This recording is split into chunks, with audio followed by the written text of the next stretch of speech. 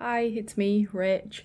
Welcome back to my channel. If you're watching, thank you very much, it means a lot.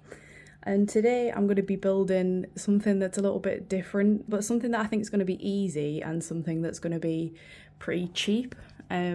Because let's face it, keeping an aquarium is a luxury, I guess. It can be quite expensive.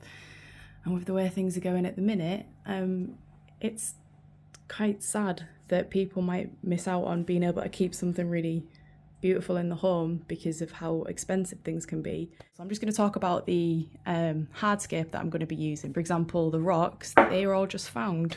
They were like on the beach or outside, and I've just boiled them, poured boiling water over them just to give them a good clean, make sure that there's no like nasties on them.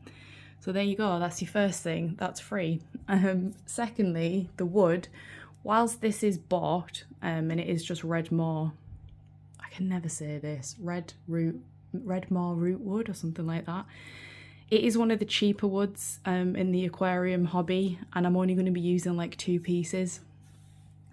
So that should hopefully keep costs down. The alternative is if you can find dried wood outside or on a beach, you can use that. But again, boil it first for a few days just to make sure that there's nothing nasty in it. And I have done it before. I don't want to be like, yeah, everyone, you can do this, it's fine. Just double check the wood if you can, or if you know the tree that it's come from, just double check that it's safe. And this bit is just a piece of driftwood, which I may potentially use, bogwood, and again, that's a pretty cheap wood. So in this instance, your stones are free, your twigs could potentially be free, or you may be looking at £15 say for just 2 nice pieces. The tank, obviously this might be where the most expense comes from. Now I'm using a Denali. This tank's about £40 I think. So yeah, there is cheaper out there, but this is just what I had spare. So this is what we're going to be using. The light is literally nothing fancy. I think this was £9.99 if not cheaper from All Pond Solutions. I think it's a little 3-watt light. So yeah, trying to keep cost as low as possible, and we'll see how it goes. So anyway, I've talked long enough. I'm just going to start scaping and we'll see what we come up with. I'm actually going to start with the substrate layer first. I'm not going to be using aqua soil because I'm mainly going to be using epiphyte plants, so I'm just going to use a liquid fertilizer to help with the plant growth in this one, because it is just going to be a really basic setup that anybody can do. So I'm actually going to mix some Wio Eldorado sand with some Hugo Kamishi, if you can kind of see, it's like a small gravel, and then if I can find, I have some small pebbles somewhere, I'll show you when I mix it, and I'm just going to mix all them in and create my own naturalistic substrate. So I'm going to go in with some Eldorado first. It's very orange. It's quite an out there sand, but I quite like it. Next I've just got some little pebbles again. They're actually driveway, for the most part, I think driveway gravel. It's like making a cake. Lastly, we'll just put a few handfuls of this in. This is the Hugo Kamishi. I absolutely love this stuff for detailing. Gives a nice texture. And I'm hoping that this basically looks something more like what you'd get on the bottom of a river. And then obviously we'll add larger stones for a bit more detail, but that's kind of what I'm going for. A Tropica 1-2 grow cup as a scoop.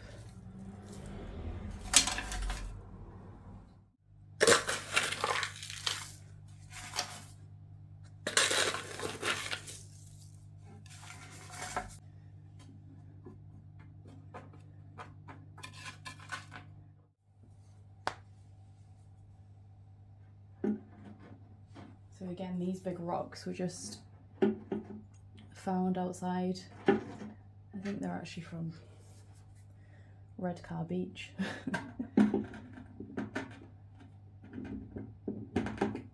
That's kind of why I wanted to put the the sand down first, just so the rocks kind of sat on something that wasn't just straight glass.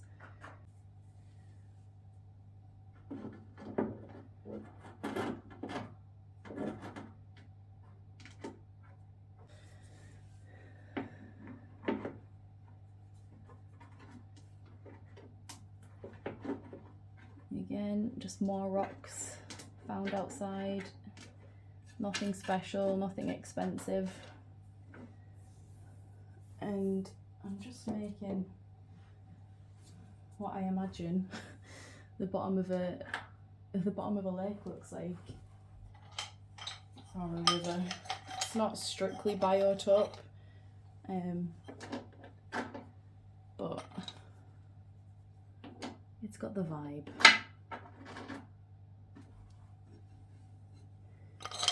And I think generally the bottom of a river, you can't really get it wrong. It's just stacks of rocks. So I think anyone can do this.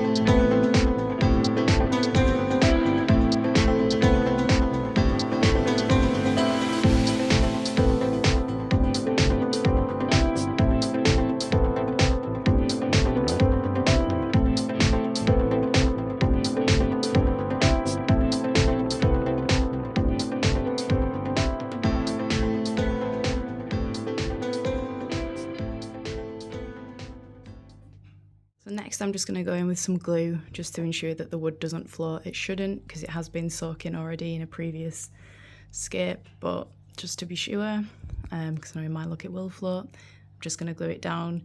You can either use this stuff directly to the wood and the stone, or you can use a little bit of cotton or tissue, which is my preferred method, just between the gaps.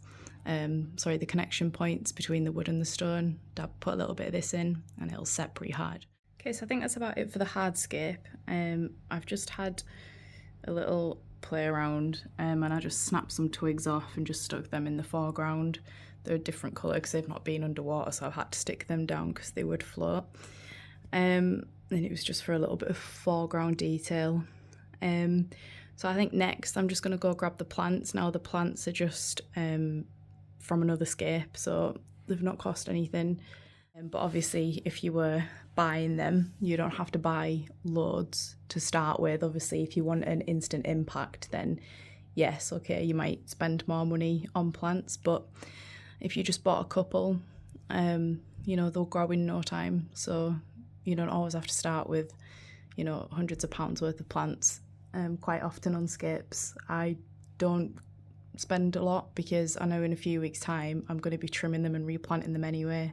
Before you know it, you've doubled. So yeah, I'll grab the plants and we'll get started with the planting. So the plant species that we've got, I'm literally going to be using a handful, if that.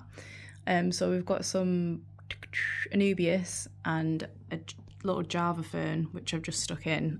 It was in loads of little separate strands and it was a bit fiddly, so I've just wedged it in the back there. It's not in the best of health. In fact, some of these aren't, because they have literally just been kept in a tub in the dark for months. So they're not doing great, but hopefully when they've got a tank with light and some fertiliser going in, they will bounce back.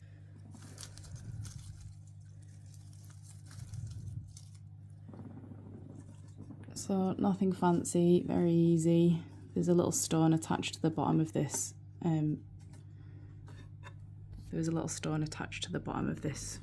Anubias, so it shouldn't float, and you can just kind of wedge it in a gap. So I'm getting a lot of reflections, I apologise.